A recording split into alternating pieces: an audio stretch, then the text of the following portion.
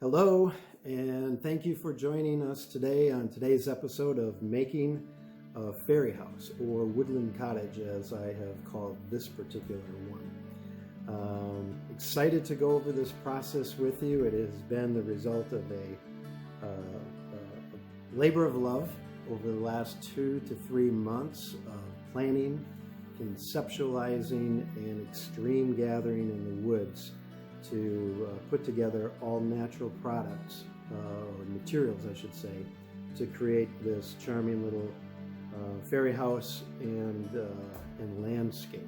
I'm also excited because we did some extreme gathering, and on the next episode I will be talking about craft kits that we will be making available in early December, so just a couple weeks from now,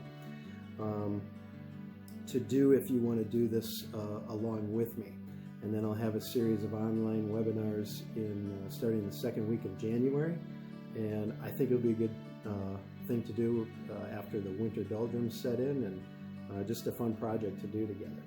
But let's get started with all the steps that it took to make this fairy house.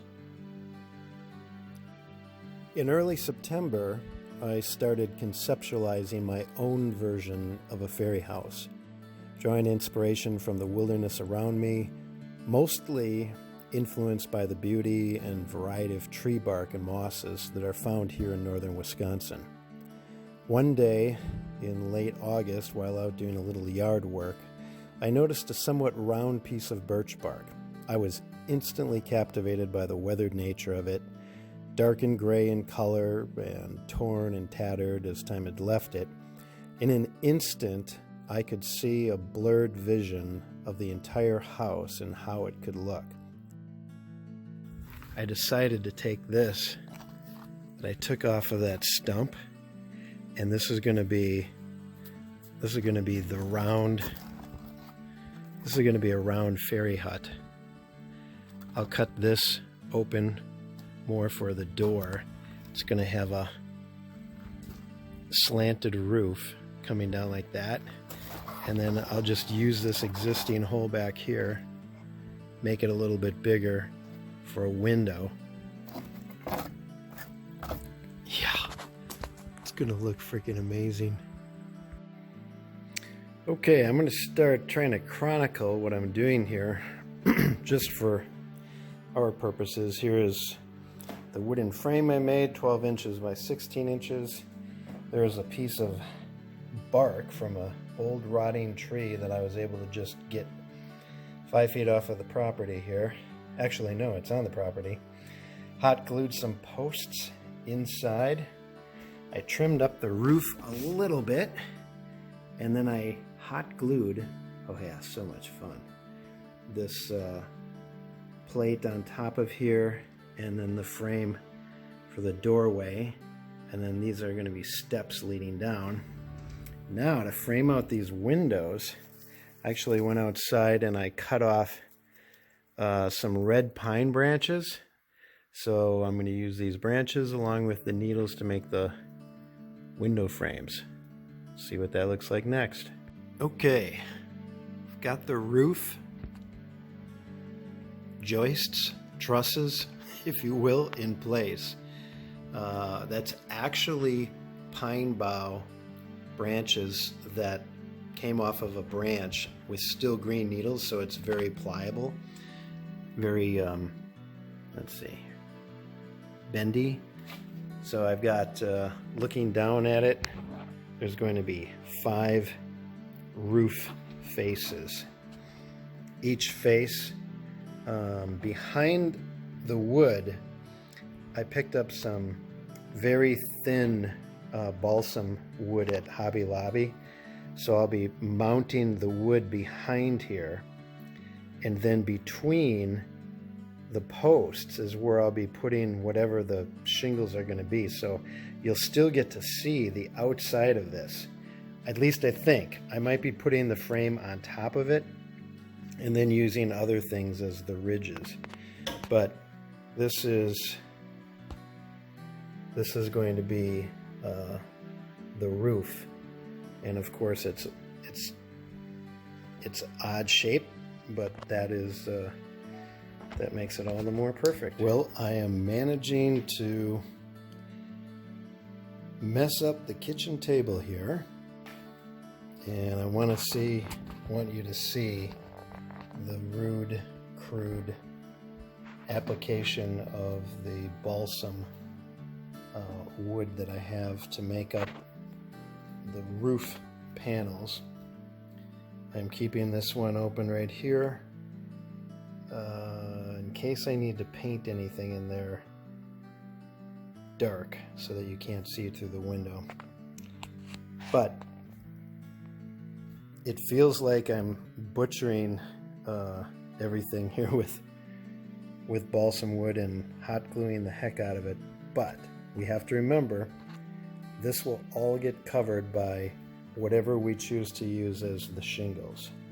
I started placing 2 little pieces of shelf mushroom on the first row, and then thought it might look cool to add some pine cone scales and some moss and other things. And the next thing I knew, I started adding this and that, and then realized I'd have to make the rest of the roof have the same random but artistic menagerie of pine cones, mushrooms, moss, lichen, acorn tops, ferns, needles, and even a few stones.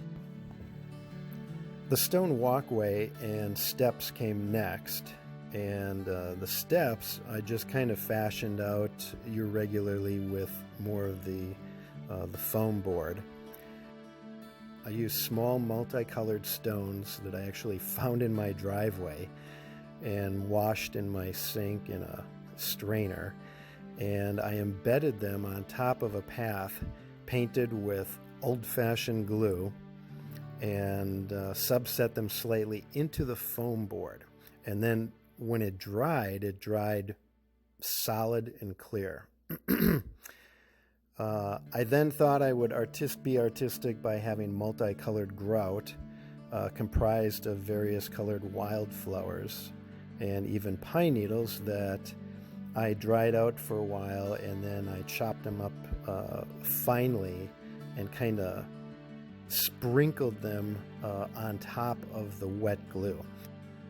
We'll see what that looks like in the morning when I blow the excess off. See if we can even see those stones. Hopefully we will. For the most part, it worked. I just blew off the excess loose stuff. There's a couple areas in the corners and on the edges where you could still see the green coming through. And we'll touch that up with moss later. Next came the fence posts and railing made from dead and weathered branches, many of which have started growing moss, as you can see in the close-ups.